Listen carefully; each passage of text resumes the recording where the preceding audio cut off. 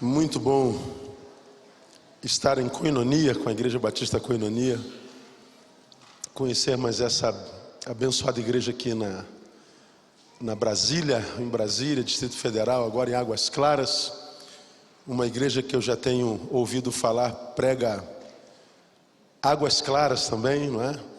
E tem descedentado a sede de muita gente. Bom conhecer o pastor Paulo. Já tinha ouvido falar bem do Paulo, e a gente não costuma ouvir falar muito bem de pastores hoje. Então, quando a gente ouve falar bem de pastores, a gente fica feliz, né? Eu estava aqui na Batista Filadélfia, no Guará, na quinta-feira, e ele falou: você vai estar lá no Paulinho na sexta? Eu falei: rapaz, eu não sei onde é que eu vou estar na sexta, não. Não vai ter missão na íntegra, na Koinonia? Eu falei: aquele pastor é gente boa pra caramba, rapaz, você vai gostar de conhecê-lo.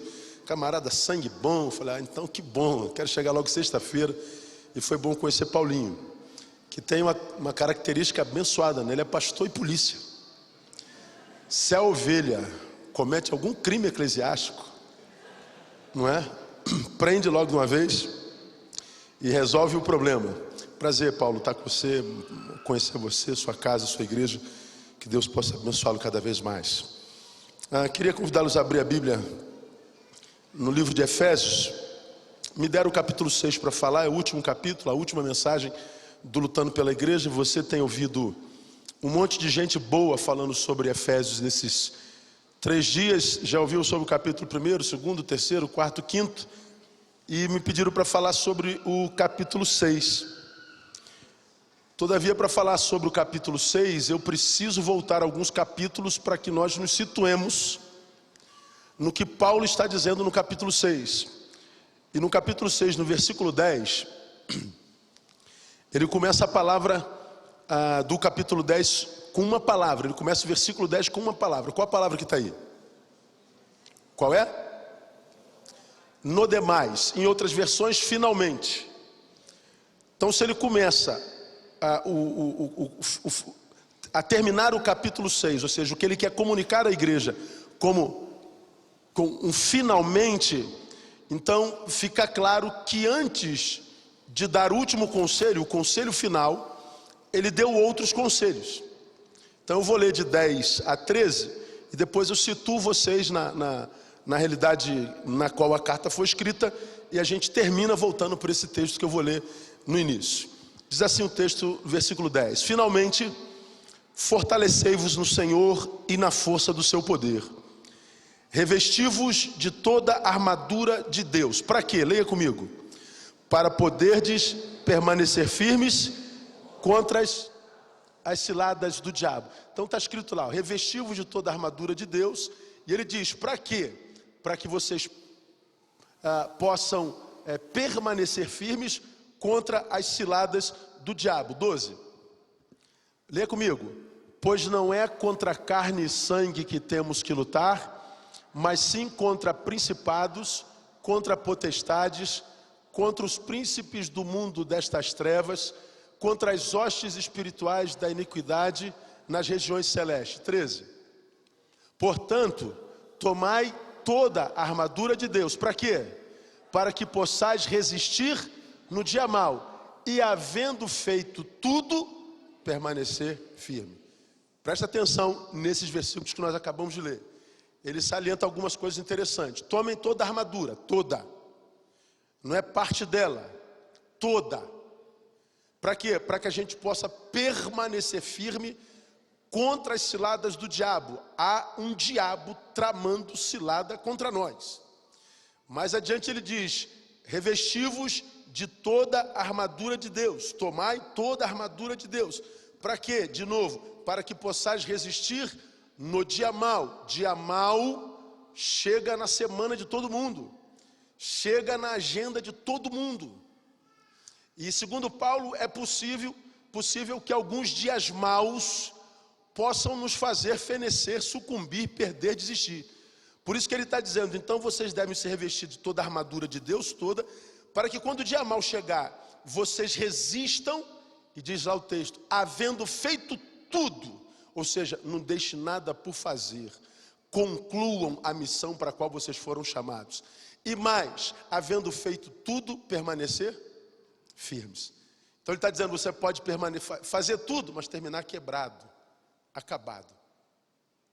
Então Paulo fala de um revestimento, mas ele diz que o revestimento vem por finalmente. Guarde isso. Deixa eu situar você em Efésios. A epístola de Paulo aos Efésios, segundo os mais conceituados comentaristas, parece ter sido uma correspondência circular e não uma correspondência direta à igreja de Éfeso. Foi uma carta escrita por Paulo que aparentemente foi destinada para todas as igrejas que ele fundou e as quais ele pastoreava e que deveria ser lida em todas elas. Era uma circular, não era uma carta especificamente para a igreja de Éfeso, mas para todas as igrejas da Ásia Menor por onde Paulo passou. Por que a gente entende isso? Seu conteúdo não é pessoal, não trata de questões e problemas específicos de uma comunidade local, de uma comunidade particular. Não há nada particular a respeito de uma comunidade como outras epístolas que ele escreveu. Então por isso se entende que ela foi uma carta circular. Não possui saudações pessoais. A única coisa que é citado nessa carta é a expressão aos irmãos que vivem em Éfeso. Mas segundo os especialistas dos manuscritos do Novo Testamento, essa frase, aos irmãos que vivem em Éfeso, não consta dos manuscritos mais conceituados. Então, quase todos entendemos que é uma carta circular. Supõe-se que poderia se tratar de uma carta que deveria ser lida em todas as igrejas, e quando foi endereçada a Éfeso, botaram lá, aos irmãos de Éfeso. Mas não era uma carta específica. Qual o motivo da carta? Qual a razão da escrita? Bom, as igrejas cristãs estavam se estabelecendo em várias partes das cidades do Império Romano. Lembram que eles estavam sob domínio do Império. E as igrejas, ela foi escrita por volta do ano 80, alguma coisa parecida. Ela estava, então, se multiplicando como igreja. E onde é que a igreja começa? Ela começa a ser edificada nos principais centros, evidentemente. Paulo procurava concentrar as suas atividades evangelísticas nos lugares mais centrais das maiores cidades. E Éfeso era uma das maiores. Ela era o centro administrativo do Império Romano. Era uma cidade cosmopolita. Uma cidade que tinha muitas nacionalidades, que tinha muito comércio. Uma cidade que tinha muito tipo de gente. Era uma cidade muito importante para aquele tempo. E nesses centros, como Éfeso, haviam muitas colônias judaicas. Muitas. Que por diversos motivos, milhares de judeus estavam espalhados por vários lugares. E Éfeso concentrava um dos maiores números de comunidades judaicas daquela região. Paulo era judeu, lembre-se disso. Paulo, quando estabelece a igreja lá, eles estabeleciam quase sempre nos centros principais. E não tinha como ser diferente, porque a cultura estava ali, os empregos estavam ali, o comércio estava ali, os médicos estavam ali. Tudo que um cidadão precisava para ter subsistência, ele encontrava nos grandes centros. Paulo, então, estabelece uma igreja nos grandes centros. Desse modo, em todos os lugares. Quando Paulo encontrava uma sinagoga, e Éfeso não era diferente, Paulo entrava porque judeu e mestre, pregava a mensagem nova do Cristo que havia ressuscitado, e a despeito de muitas perseguições, muitos judeus se converteram. Bom, isso aí todo mundo já sabe, vocês são doutores nisso e já ouviram isso aqui. Judeus se convertiam e se convertiam aos muitos. Então, essa conversão dos judeus era uma realidade muito interessante para a igreja de Éfeso, porque Éfeso era uma cidade gentílica, era uma cidade de gentios. A igreja foi fundada para gentios. A igreja existia numa comunidade que estava sob o domínio romano. Não era uma área judaica, não era uma área de israelitas, era uma área gentílica. Bom, uma igreja gentílica começa a ser acrescida por judeus. Você sabe que judeus e gentios não se falam, não se comunicam, não se dão bem, não são amigos, não são simpáticos uns aos outros. Paulo está edificando uma igreja de gentios que estava recebendo muitos judeus. Você começa a perceber mais ou menos como é que essa igreja era. E a gente, então, sabe como era o cenário daquela cidade nesse particular, né? Muitas diversidades naquela cidade. Quando Paulo escreve aos Colossenses, no capítulo 3, versículo 10, ele começa, e a carta de Colossenses é quase igual à de Éfeso, ele começa a doutrinar a igreja sobre uma realidade que começava a aparecer no contexto social da igreja. 3,10 ele diz assim: vos vestistes do novo, que se renova para o pleno conhecimento, segundo a imagem daquele que o criou. Aí você conhece esse texto: onde não há grego nem judeu, circuncisão nem incircuncisão, bárbaro, cita, escravo, livre, mas Cristo é tudo em todos. Paulo fala da pluralidade da igreja. Ele escreveu isso a Colossos, que era vizinho, e na carta vem com o mesmo bojo. Vocês não são uma igreja específica para gentio, vocês não são uma igreja específica para judeu, vocês não são uma igreja específica para bárbaros, vocês não são uma igreja específica para citas, vocês não são uma igreja específica para escravos, vocês não são uma igreja específica para senhores, vocês não são uma igreja específica para nada. Quando a igreja é de Cristo, Cristo é tudo em todos, todas as diferenças que existem entre todos, todas as divergências se tornam menor na convergência que Cristo produz na igreja. Esse é o conteúdo de Paulo. A existência da igreja no cenário de Éfeso e Colossos é quase um milagre. É como uma igreja edificada para flamenguistas que começa a chegar vascaíno. É uma igreja de corintiano na qual começa a ser introduzido palmeirense. É uma igreja assim, uma igreja extremamente plural. Essa diversidade de componentes da igreja faz com que ela seja extremamente eclética. E a igreja começa a sofrer cisões, dissidências. A igreja passa a ser um lugar onde os crentes vão e se machucam, onde os crentes vão e se entristecem, onde os crentes vão e adoecem. E quando a gente vai para uma igreja dividida, independente da razão dela, e a gente vai para sofrer, para se machucar, para se entristecer, logo, logo nós nos tornamos uma igreja que nós paramos de ir.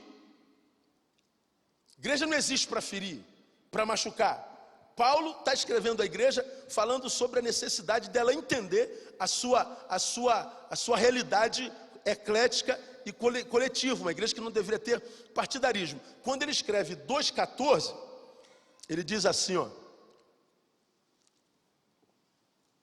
porque ele é a nossa paz, o qual de ambos os povos fez um, e derrubando a parede de separação que estava no meio, na sua carne desfez a inimizade, isto é, a lei dos mandamentos contidos em ordenanças para criar em si mesmo dos dois um novo homem, assim fazendo a paz, e pela cruz reconciliar ambos com Deus em um só corpo, tendo por ela matado a inimizade. E vindo ele evangelizou paz a vós que estáveis longe e paz aos que estáveis perto, porque por ele ambos temos acesso ao Pai em um mesmo Espírito. Paulo está escrevendo à igreja para tratar de um cisma. Paulo está escrevendo à igreja para acabar com o partidarismo. Paulo está escrevendo à igreja para exortar a igreja sobre a necessidade de comunhão, de koinonia. Paulo está escrevendo à igreja para falar sobre a realidade mais premente da sua carta. Então aqui nós temos o primeiro e mais importante assunto da carta de Efésios: a unidade da igreja. Qual é o versículo-chave da carta de Efésios? Efésios 4,13.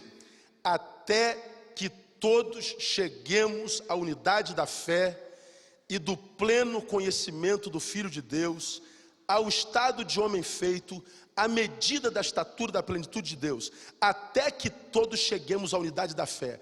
Paulo está dizendo, precisamos crescer em fé, para que nós nos tornemos unos, unidade da fé, e isso se dá pelo pleno conhecimento do Filho de Deus, e ele diz, nós precisamos chegar ao estado de homem feito.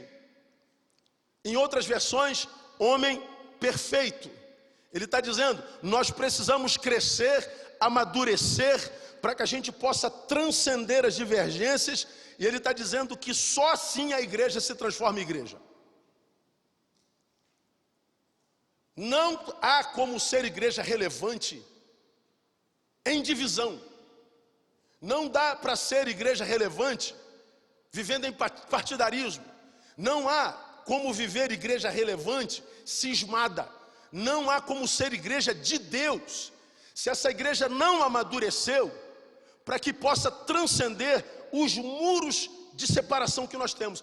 Paulo escreve para divertir a igreja. Esse é o tema central da igreja, da carta aos Efésios. Até que todos cheguemos à unidade da fé, ao estado de homem perfeito. Olha que coisa interessante, eu quero me prender isso aqui.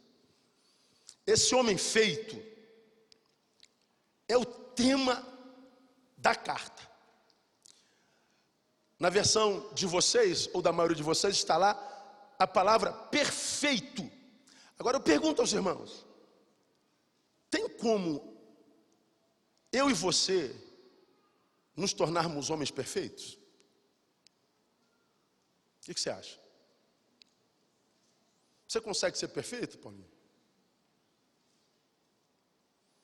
A Igreja Batista Koinonia é perfeita?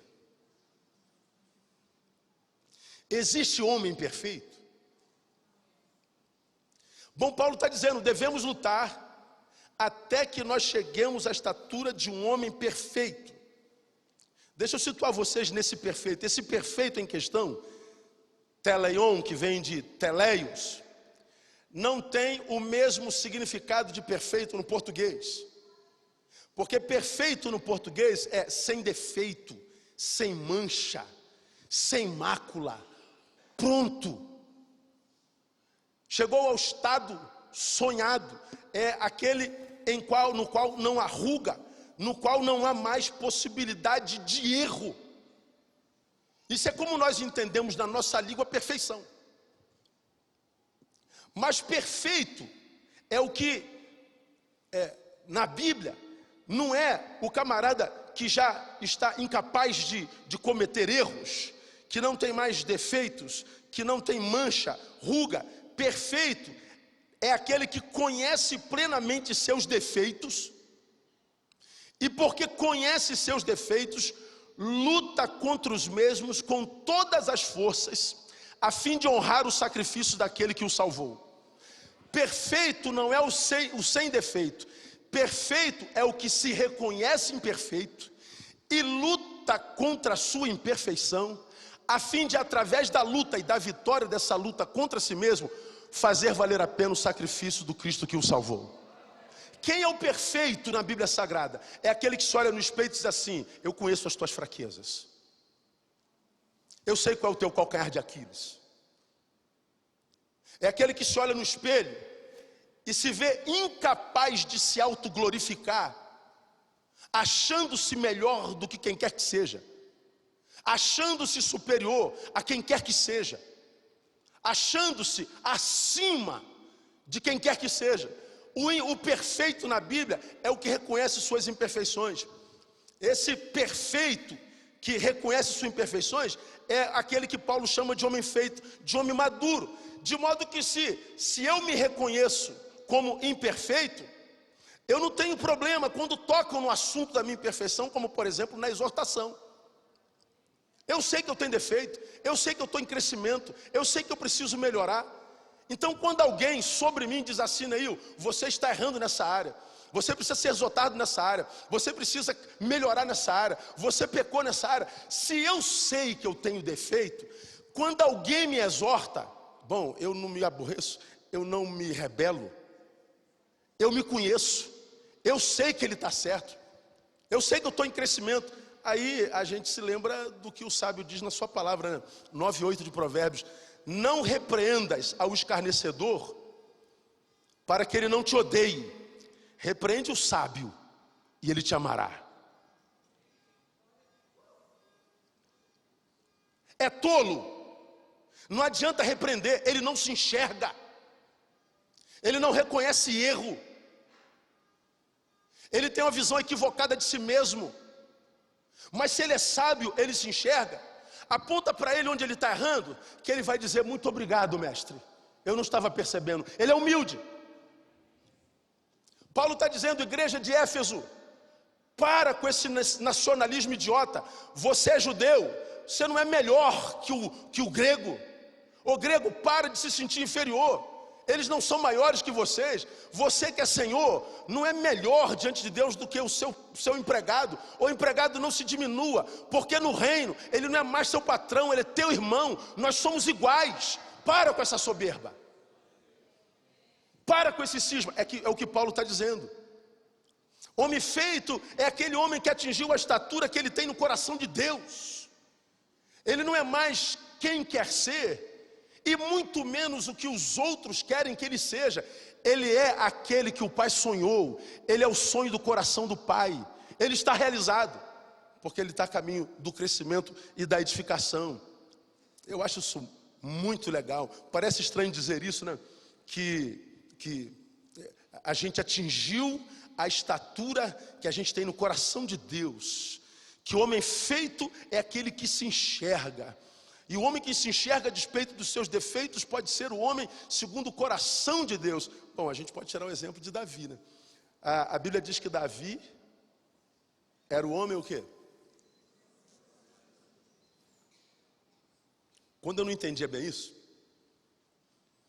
e eu ouvia Deus falando que Davi era o homem segundo o coração de Deus, eu falava assim: Deus precisa de um cardiologista. Que não é possível, cara.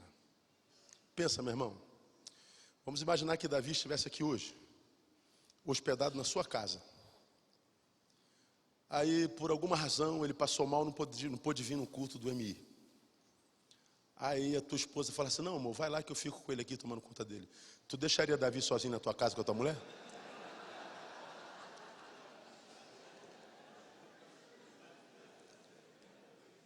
Se Davi dissesse para você: não, Paulinho, vai, fica tranquilo, a sua mulher cuida de mim, tu deixaria?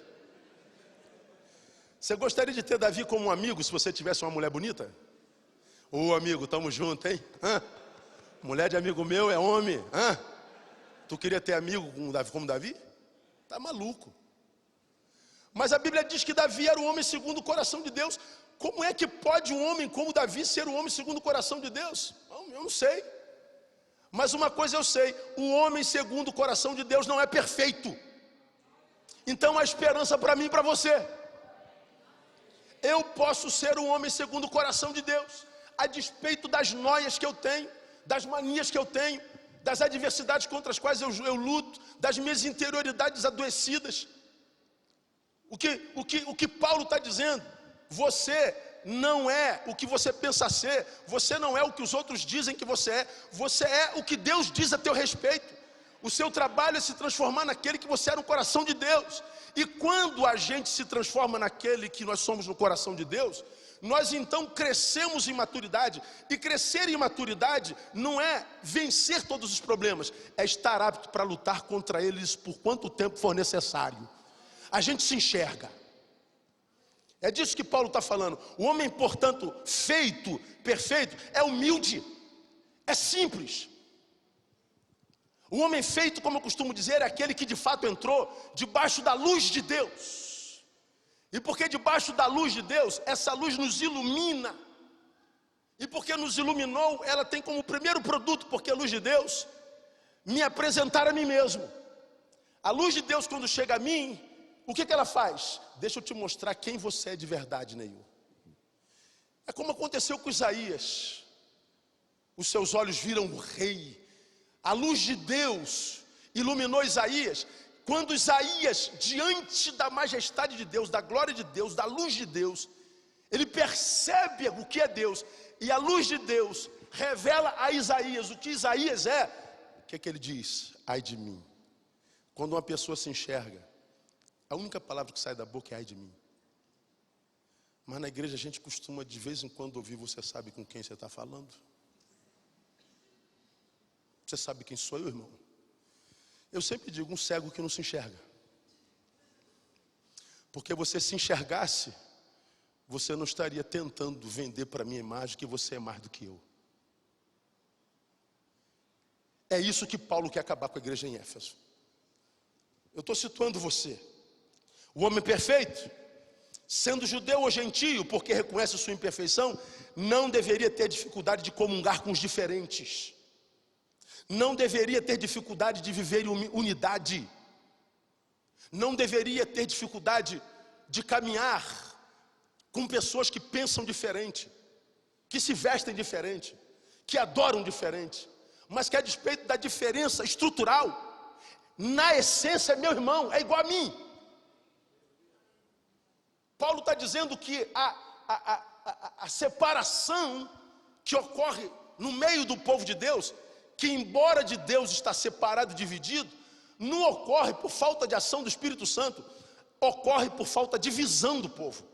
É um povo que não se enxerga. Quem me acompanha já me ouviu falar a minha definição de soberba.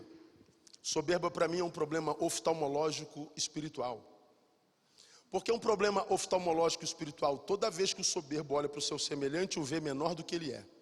Toda vez que ele olha para si, ele se vê maior do que o que ele é. Isso é um problema de visão. É oftalmológico espiritual.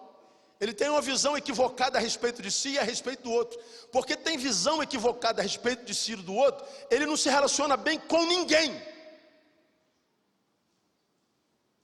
Ele se torna um câncer na igreja.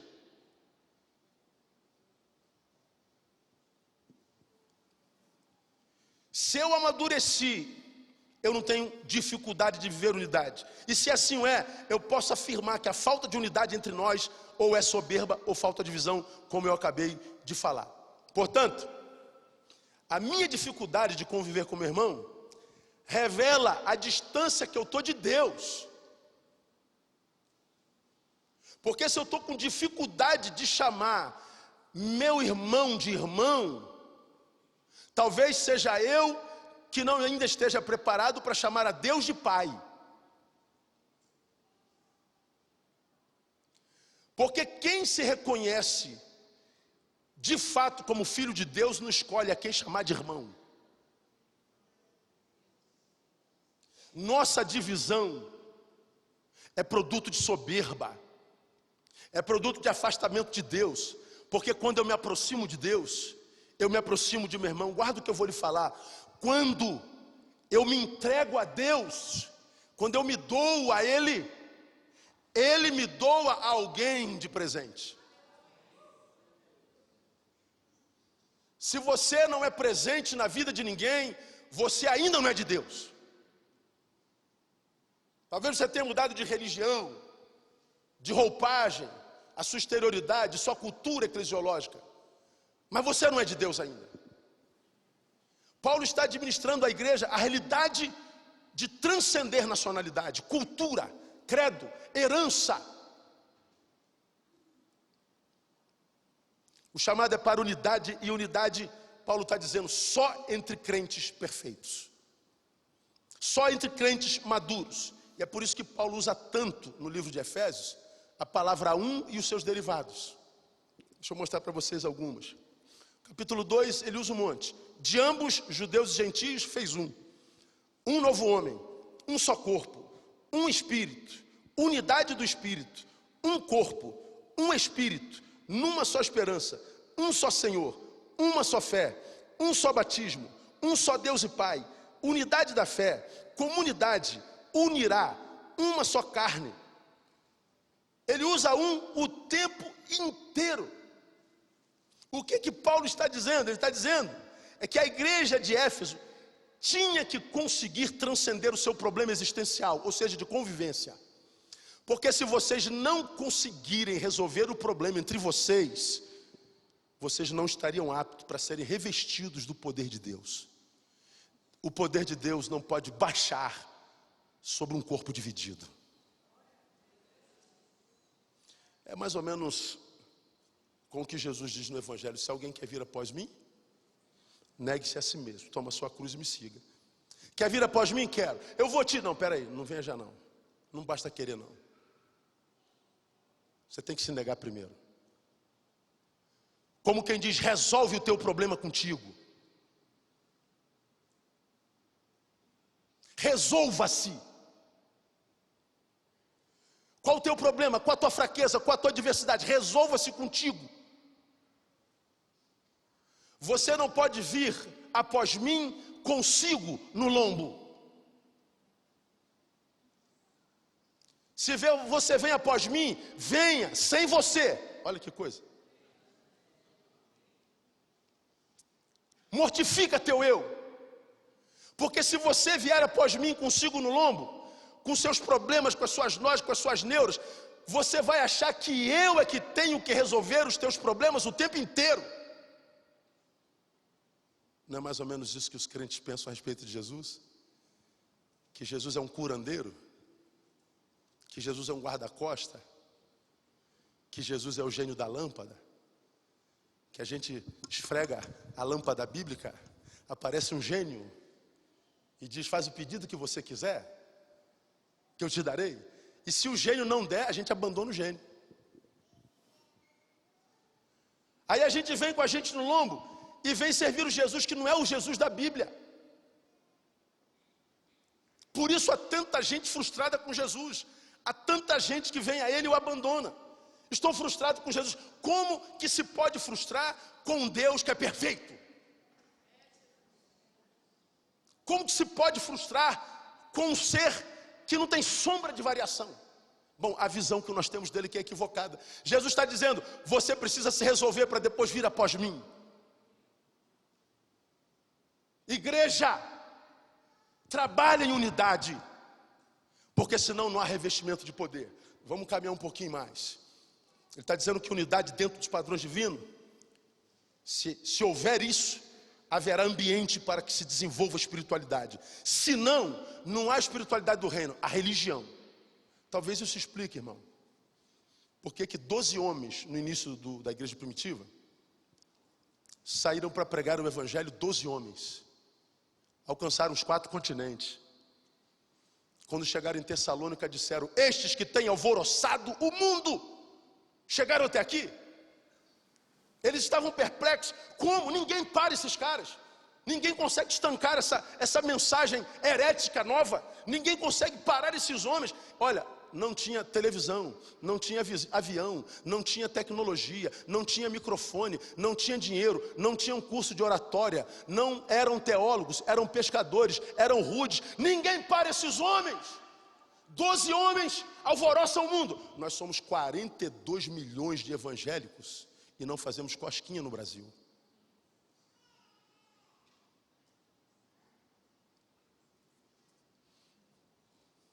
Não há espiritualidade do reino se a igreja não se resolve, se a igreja não transcende suas diferenças, se a igreja não transcende suas divergências para viver unidade, porque a unidade só é possível em homens feitos.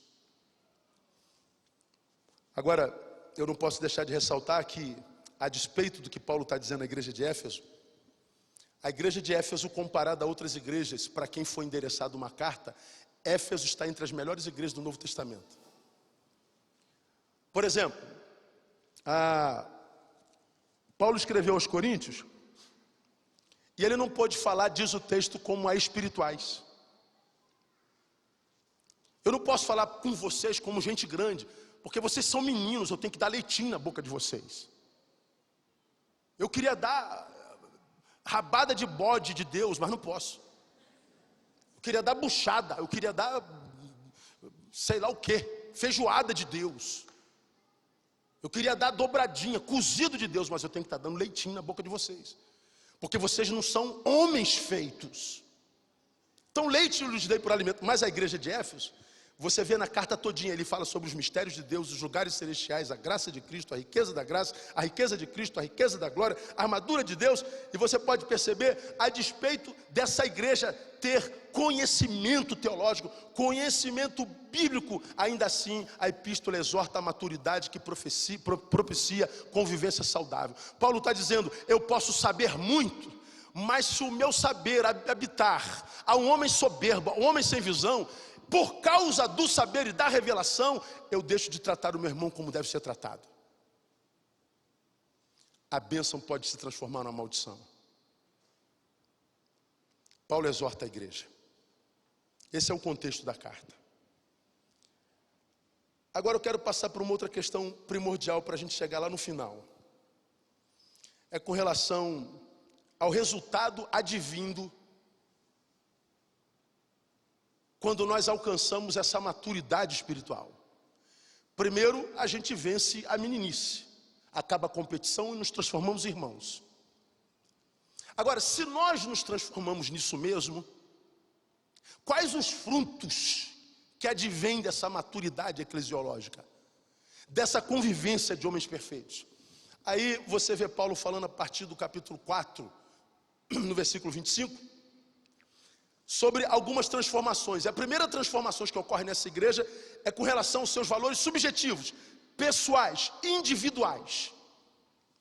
Ele diz lá no 25 do capítulo 4, deixai a mentira. Do que Paulo está falando? Não faça propaganda enganosa de si mesmo. Não diga ser mais do que o que você é. Para que ninguém que chegue perto de você imagine que você seja uma coisa e se frustre contigo. Por que que nós nos frustramos com irmãos? Porque irmãos fazem propagandas enganosas de si mesmo. Deixa a mentira. Não faz mais parte do seu vocabulário. Não faz mais parte da sua cultura, da sua natureza. No versículo 26, ele diz: irai-vos, mas não pequeis. Do que ele está falando? Seja bom gestor de si mesmo. Você continua humano, pode se irar, você pode ficar com raiva, os sentimentos continuam no lugar, só que o poder muda de mão. Antes, longe de Cristo, teus sentimentos te dominavam, agora você domina teus sentimentos. O senhorio mudou de mão. Então quando você estiver irado, ele está dizendo: não produza na ira, porque toda produção na ira é pecaminosa, porque a produção na ira exclui a razão. Paulo fala dos defeitos subjetivos, que se não tratados, produzem divisão na igreja. No versículo 28, ele fala de outra transformação subjetiva. Aquele que furtava, não furte mais, antes trabalhe, mas não para aí.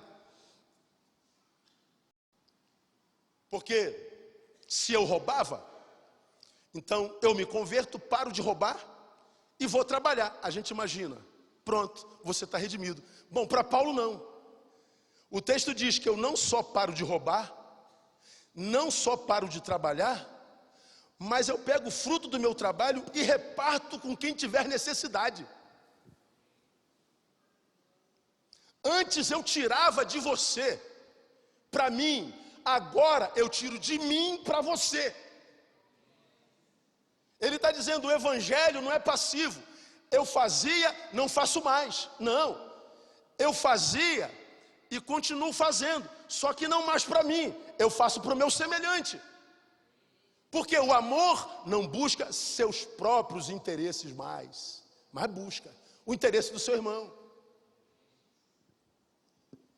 Aí ele diz no 29, não saia da vossa boca nenhuma palavra torpe, mas só que for boa para promover edificação, para que dê graça aos que te ouvem. Ele está dizendo: ponha um guarda nessa tua boca suja. Ele está dizendo: ou edifica, ou se cala. Por que Paulo fala que quando a gente amadurece, a nossa boca muda, Wellington? Porque Paulo sabe que a vida e a morte estão no poder da língua. E uma igreja saudável, ou ela é silenciosa, ou ela fala para edificar, para curar, para abençoar, para restaurar, nunca para acusar. Aí a pergunta que eu faço é: irmão, quando a sociedade olha para a igreja hoje, será que a sociedade nos vê como uma comunidade de amor? Por exemplo, quando a sociedade vê a relação da igreja com relação aos homossexuais, será que elas acham que nós somos uma comunidade que os ama? Com relação aos pobres, nos importamos com eles? Somos uma comunidade que ministra graça sobre eles. A igreja é relevante para a sociedade hoje. Paulo está dizendo que você seja alguém que seja uma fonte de graça, que a tua boca produza vida. Do que ele está falando? Porque a boca fala do que o coração está cheio. Então, se teu coração encheu, tua palavra vai ser sempre edificante. Bom, eu sou batista. Quando eu penso nesse texto, eu penso nas assembleias das nossas igrejas. Quando eu penso nesse texto, eu me lembro dos comentários nas postagens do Facebook. É ódio, ódio, ódio, ira, raiva, falta de respeito, falta de educação, gente vociferante, colocando para fora sua frustração, seu ódio. Não há nada que você publique que não apareça um monte de gente publicando seu comentário contrário, e o comentário não é contra a sua ideia, é contra a sua pessoa. Ódio. Uma vez me perguntaram: pastor, nós já sabemos que o senhor não gosta de Facebook, é verdade, mas qual foi o pior dano que o Facebook produziu à sociedade de então? Aí eu falei: isso é fácil, o pior dano que o Facebook produziu foi dar voz a idiota.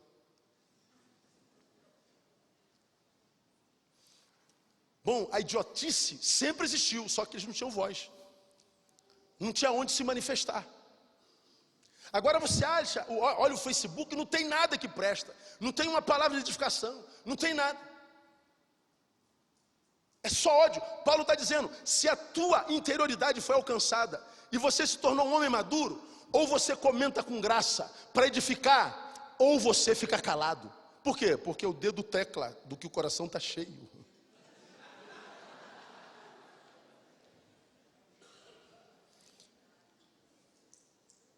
Daí a frequência da morte que Zac Magiese citou.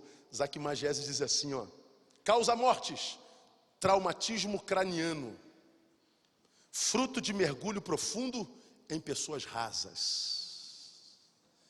A gente mergulha em relacionamentos e a gente descobre que a pessoa é rasa e a gente morre de traumatismo craniano.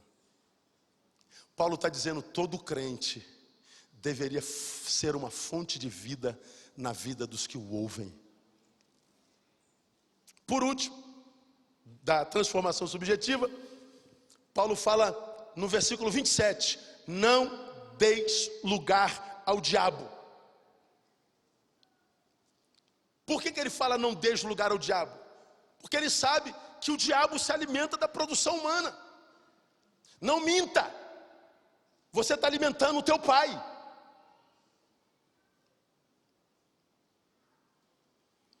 Não ire, e se irá, não produza, porque a produção da ira não carrega racionalidade, só ódio, se alimenta o diabo.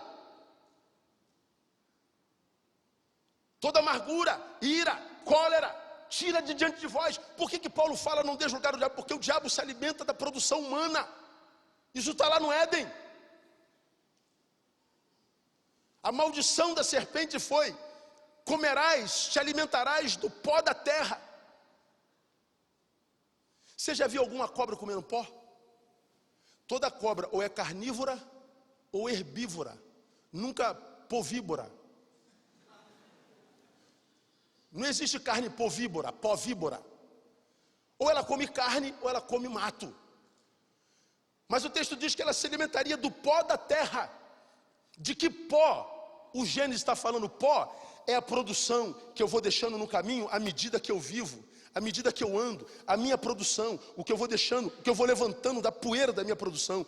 Do que eu me produzo, a serpente se alimenta. De modo que cada um tem o diabo do tamanho que merece. Se você é um carnal, se você não teve a sua interioridade mudada, se você continua mentiroso, se você tem uma boca suja, se você não edifica, se você não compartilha o que Deus tem te dado, se você é um depósito de entulhos emocionais malignos não resolvidos, se você vive para si, você tem uma produção maligna e tem um diabo que logo logo te esmaga. Mas se você vive santidade e chega à perfeição, o diabo contra o qual você luta é o nanico. ele não pode mais te tocar, porque tua vida declara que você nasceu de Deus, e quem nasce de Deus, o maligno não toca.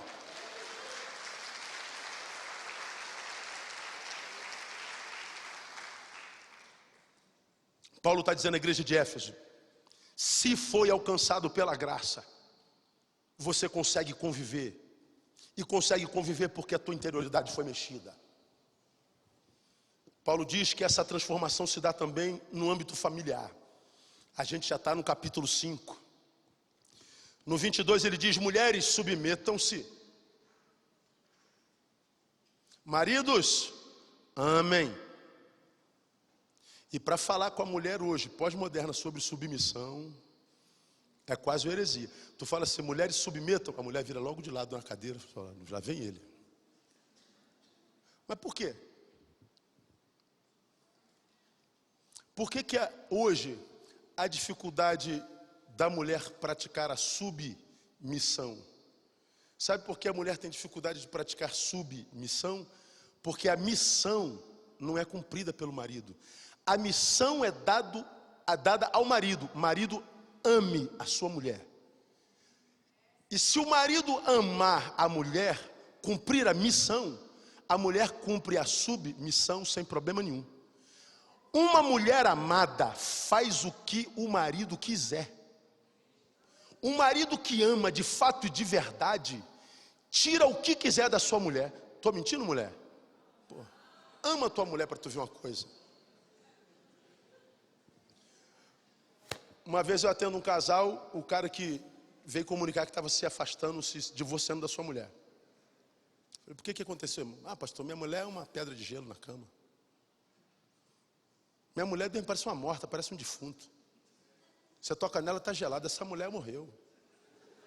Isso é uma pedra de gelo. Já viu aquelas pedras de gelo, pastor, grande? Então minha mulher é aquilo ali, um bloco de gelo. O defeito está na mulher, né? Eu perguntei: se tua mulher é um bloco de gelo? Quem é o freezer?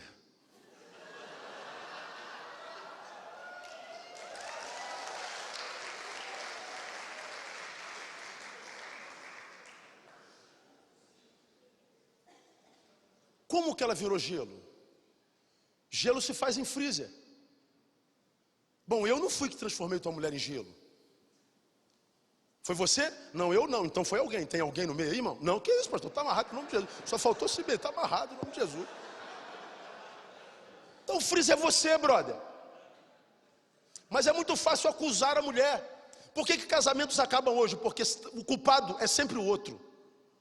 O culpado é sempre exógeno, do lado de fora, nunca endógeno, nunca sou eu. Paulo está dizendo: se você foi alcançado pela graça, ela transforma a tua subjetividade e vai reverberar no teu casamento. E por que reverbera no casamento? Na família. Porque a família é o lugar para onde a gente volta. Depois que a gente foi cumprir a missão, independente de qual seja.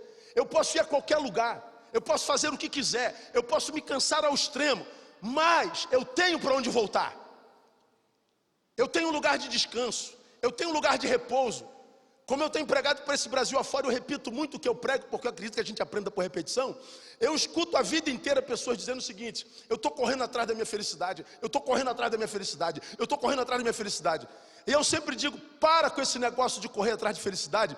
Felicidade não tem a ver com o lugar onde você vai, e nem com o que você faz lá. Felicidade tem a ver com o lugar para o qual você volta e quem te espera lá. Felicidade é um caminho de retorno. Começa no Éden. Não é bom que o homem esteja só. Possível sim, bom jamais. A felicidade, o sabor da vida, se encontra no encontro. Quando a minha família adoece, eu saio para cumprir missão, e eu não suporto cumprir a missão, porque eu não tenho para onde voltar, eu não tenho descanso, eu não tenho renovo. O que Paulo está dizendo na igreja de Efésios? Para com essa religiosidade só porque você se acha judeu, porque você se acha presbítero, pastor, apóstolo. Para com esse negócio que você é gentio. Para de se achar pouco porque você é escravo, porque você é senhor. Isso não vale mais nada. Filhos, obedecei. Pais, não provoqueis a ira vossos filhos. O que é não provocar a ira aos filhos? Seja o exemplo na prática daquilo que você exige. Manda e diz, faz como eu. Que o teu discurso não seja distante da tua prática. Porque teu filho não sabe se pode confiar em você e ele se rebela contra você. Isso me lembra 1 Timóteo 5,8. Pelo que se alguém não cuida dos seus, principalmente da sua família, nega a fé, é pior do que o incrédulo. O que Timóteo está dizendo? Que quando a graça de Deus nos alcança, ela não nos manda para a igreja, nos manda primeiro para casa. Cuidar da minha família. Como está a família do povo de Deus hoje?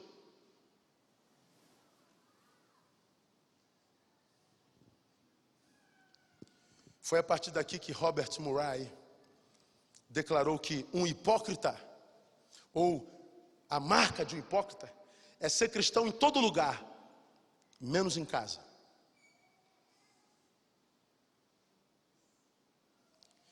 Então essa graça mexe na minha subjetividade, alcança minha família e evidentemente vai reverberar na sociedade, na cidade na qual eu vivo. O texto diz, servos, obedecei a seus senhores. E diz mais, na sinceridade de vosso coração, como a Cristo. Senhores, fazei o mesmo para com eles. Ou seja, que a justiça seja a marca da vossa relação. Seja você empregado ou patrão. Seja um cidadão, um participante. Seja sal fora do saleiro. Entenda que as dimensões da fé do Cristo, quando nos alcança, ela transcende o templo, ela transcende o domingo, ela transcende o clero, ela se esparrama a partir de mim, para a minha casa e para a sociedade na qual eu habito. Se a igreja de Éfeso quer ser igreja para Deus, entenda que não tem a ver com o lugar onde ela está plantada. Minha igreja, imagina se 42,3 milhões de evangélicos nesse país se levantasse para viver como homens e mulheres de Deus de verdade. Se nós, ao invés de atos proféticos, porque quando a gente faz atos proféticos, a gente está esperando que lá no futuro Deus faça alguma coisa.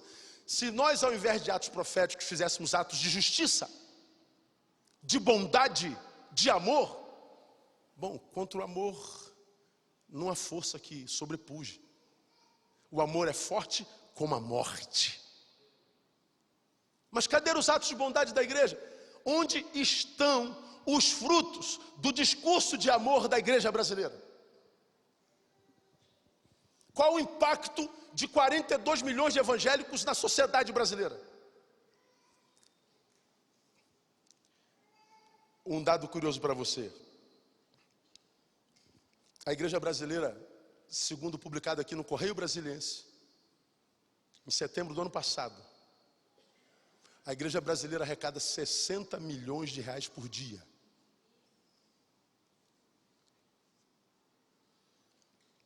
21,5 bilhões de reais por ano. Pergunto, a igreja é rica ou é pobre? Rica. Já não podemos mais dizer, não tenho prata nem ouro. O que não seria problema nenhum. O problema é que a gente não pode dizer mais levanta e anda, porque a gente não se importa mais com a dor do outro. Quando a gente fala de pobreza, a única pobreza que o crente quer matar é a sua. Vem para a igreja para se dar bem. Vem para a igreja para enriquecer. Vem para a igreja pensando em si. Quando se aproxima de Deus, não se aproxima por causa do que Deus é, aproxima de Deus por causa de si. Ele está com uma necessidade, ele está com um problema, e porque está com um problema, ele vem a Deus. O que você está fazendo aqui, filho? Perguntaria a Deus. Eu estou com um problema, quero que o Senhor me cure. Ah, então você está comigo por causa de você. É mais ou menos isso, Deus. Então, ainda que você esteja aqui, comigo você não está. Mais um frustrado com Deus. Porque quando eu me aproximo de Deus, eu não me aproximo de Deus por causa de mim, eu me aproximo de Deus por causa de Deus. E porque eu encontro Deus, eu encontro as suas benesses. E se de fato eu encontrei, eu preciso por força da mudança da minha natureza, de compartilhar. Foi como disse Moody: se você diz estar indo para o céu e não se importa em levar ninguém para lá, então não é para o céu que você está indo. Ele se materializa na sociedade. Eu não consigo entender como é que nós somos o maior país cristão do mundo, mas nós somos o IDH número 79 entre as nações do planeta. Temos os piores índices de qualidade humana. É a respeito disso que Paulo está falando com os Efésios. Tem a ver conosco ou não tem? Aí a gente volta para o versículo 10 do capítulo 6. Estou terminando. Paulo então diz assim: finalmente, ou seja, depois que você se resolveu consigo e com seu irmão, depois que você mostrou pelos frutos da sua subjetividade que a graça te alcançou, depois que você mostrou que os frutos dessa graça restauraram tua casa, depois que você mostrou que essa graça fez de você um cidadão consciente, um cidadão participativo, misericordioso, depois que você passou por tudo isso, ele diz: então, revesti-vos. Olha lá. Fortalecei-vos no Senhor e na força do seu poder.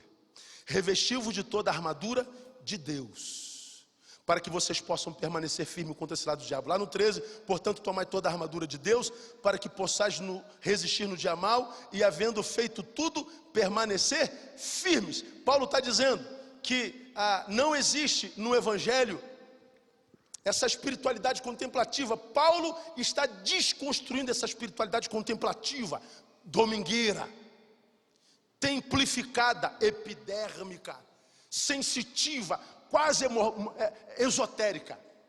Se o que você chama de espiritualidade não mexeu com a tua estrutura existencial, não passou pelo lugar para o qual você volta, não mexeu na tua relação com a tua cidade, com a tua nação, então você está vivendo uma espiritualidade que não tem a ver com o reino. E se você não vive essa espiritualidade do reino, a armadura de Deus não cabe em você.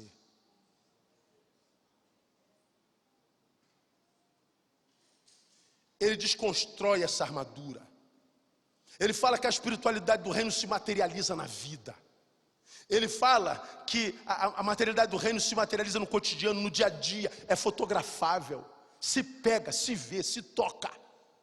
É mensurável, mostra, se revela, se em frutos, ela encarna na vida. Se eu não viver essa espiritualidade que encarna na vida, a armadura não cabe em mim. Ou ela fica grande ou pequena demais. O meu número não dá para ela.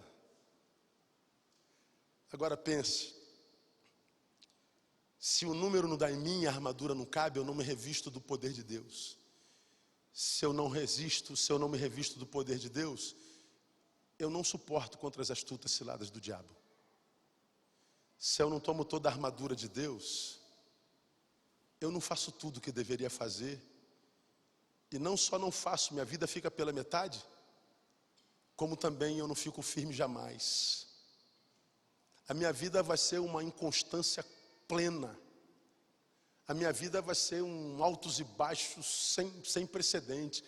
A gente vai viver o que eu chamo da unção da roda gigante. Um dia eu estou bem, um dia eu estou mal. Um dia eu estou bem, um dia eu estou mal. Um dia eu estou bem, um dia eu estou mal. Um dia eu estou bem, um dia eu estou mal. Um dia eu estou bem, um dia eu estou mal. Um dia eu estou mal. Porque quem se frustra muitas vezes, uma hora para de tentar. E o Senhor está dizendo aqui para a igreja de Éfeso: você quer viver uma vida sem interrupções de processos? Você quer a bênção da permanência? Você quer ser alguém relevante no teu tempo? Você quer viver uma vida que vale a pena ser vivida? Só se você se revestir de Deus, do seu poder, e tomar toda a armadura de Deus. Mas a armadura de Deus não cabe em alguém que vive para si mesmo.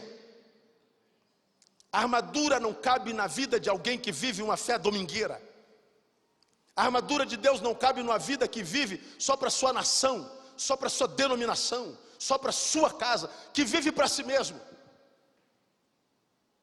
Não há armadura para esse tipo de igreja.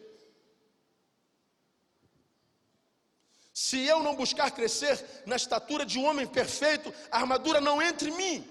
Então, quando o dia mau chegar, e nós temos muitos dias maus hoje, a gente sucumbe. É por isso que tem 42 milhões de evangélicos, 56 milhões de ex-evangélicos. É por isso que entre os evangélicos, 10%, segundo o IBGE, são chamados de desigrejados.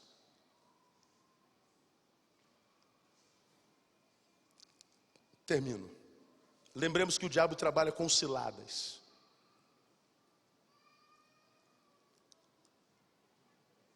Nem sempre o seu agir é óbvio. Ele vem matar, roubar e destruir, mas não vem com obviedade. Cilada, você se lembra, por exemplo, quem é da minha geração? Você lembra da arapuca para pegar rolinha, lembra? Fazia aquelas arapucas, botava no chão, levantava e botava um pauzinho e um barbantezinho, botava um alpistezinho, aí vinha a rolinha toda serelepe. Oh, meu Deus, o manjar dos deuses, Deus está me abençoando. Deus está me prosperando, me honrando, olha que beleza. Não, era uma arapuca. Na minha época a gente comia rolinha, pensa que coisa diabólica, mano.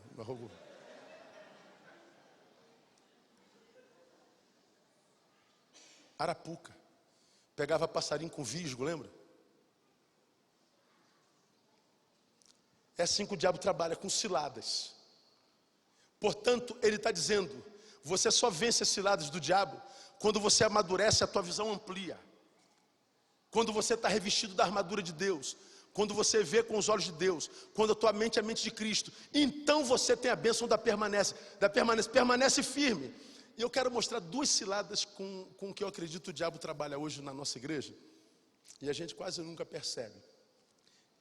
A primeira cilada eu vou chamar de espiritolatria. Isso é neologismo, viu, irmão? É adoração de um tipo de espiritualidade.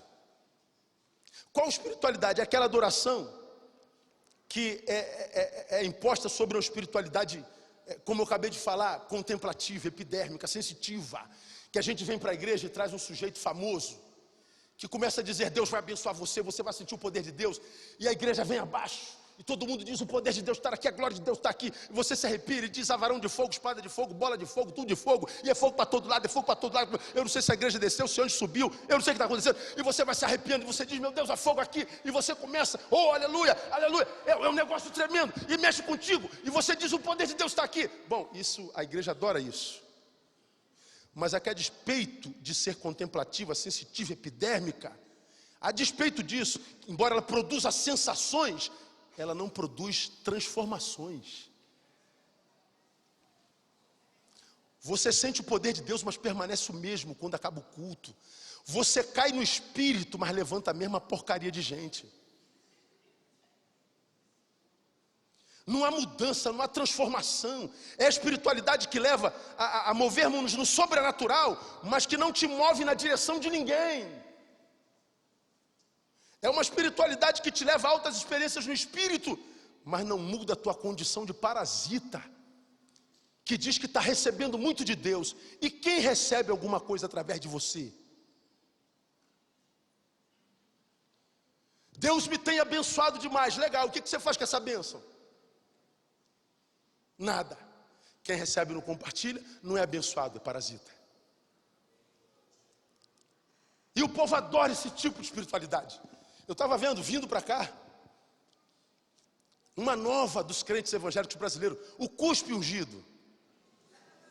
Ó, aqui ó.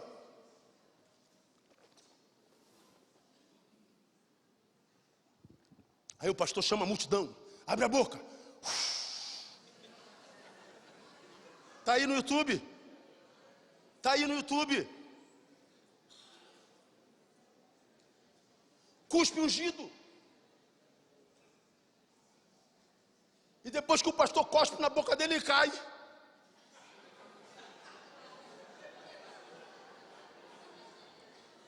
São os cultos das quedas, dos arrepios, das catarses, do poder de Deus. Aí no final do culto a gente pergunta, aprendeu o quê?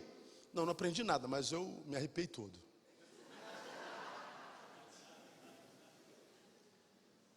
Esse tipo de espiritualidade faz sucesso, é espiritolatria. Mas uma segunda e última cilada, que eu vou chamar de teologiolatria.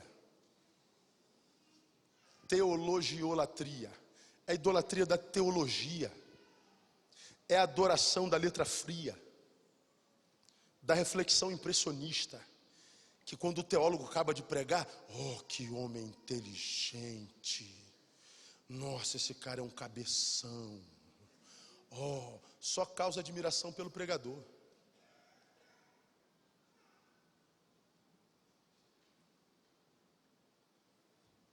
É a adoração da pretensa, porém não admitida capacidade de dar resposta a tudo.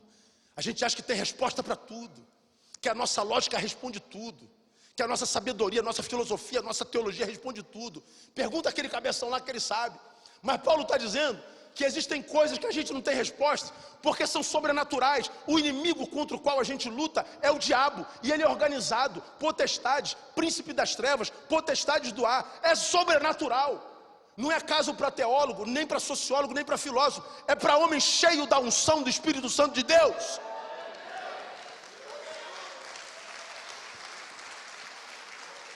Hoje existe no Brasil uma igreja que pratica espiritolatria, e uma igreja, que é quase sempre a nossa, a mais reformada, que pratica a teologiolatria. É a adoração da psicologização do espiritual, é a adoração de um saber que mexe com o cérebro, mas que não muda meu coração. Finca meu pé na terra, mas tira a minha cabeça e a minha capacidade de atingir o céu. É a letra fria, que explica tudo, mas rouba a transcendência. Que faz a gente dizer, não, oração não é bem isso. Eu conheço pastor que não acredita na existência do diabo. Eu conheço pastor que não acredita na existência do inferno. Eu conheço pastor que não acredita na existência do demônio. E quando a Bíblia fala de demônio, se equivocaram.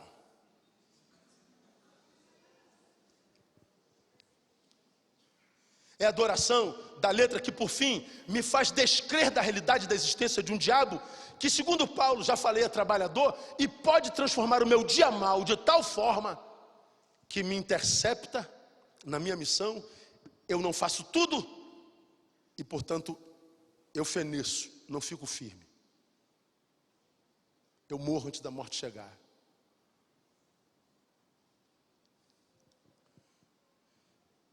Paulo, quando escreve aos Efésios, está dizendo, cresçam. Só quem cresceu no Cristo e no poder do seu Espírito consegue conviver com a diferença do irmão. E quem conseguiu crescer com a diferença do irmão, vai ver o seu mundo interior sendo transformado, consequente sua família, sua casa, e o lugar onde ele é e trabalha. E só quando isso acontece, a armadura de Deus cabe em mim. Porque se eu não trabalhar essas áreas da minha vida, não há armadura de Deus. E se eu não há armadura de Deus, você está na igreja perdendo tempo. Porque logo, logo você fica pelo caminho. A minha oração, irmão, é que Deus nos dê a graça de viver uma igreja assim. Que eu, como batista, olhe para o meu irmão assembleano e diga, você é meu irmão. Mesmo que a nossa diferença doutrinária seja grande.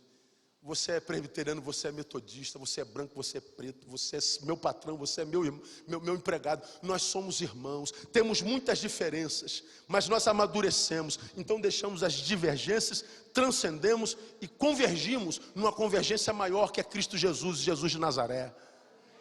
E porque nós vivemos isso, nós vamos de mãos dadas, marchando em direção à nossa sociedade, até chegarmos às portas do inferno, em unidade e comunhão. E quando a gente chega na porta do inferno, diz a palavra, as portas do inferno não prevalecerão contra a igreja. A vitória será do povo de Deus. A única forma de curar essa nação é através da igreja. Não é colocando um presidente crente, não é tirando Lula, tirando Dilma, não. O problema do Brasil não é político, é espiritual. Porque está na palavra, que se o meu povo, que se chama pelo meu nome, se humilhar, orar, buscar a minha face, se arrepender dos seus maus caminhos, ele está dizendo, se o meu povo for povo como o povo tem que ser, então esse povo, sendo quem deve ser, terá um Deus de fato. E quando esse povo tem Deus, Deus e o povo saram a terra. Por que a nossa terra está doente? Não é porque Deus não é Deus, é porque o povo dele não é como deveria ser. Precisamos crescer, precisamos viver unidade. Que Deus tenha misericórdia de nós e nos abençoe. Deus abençoe.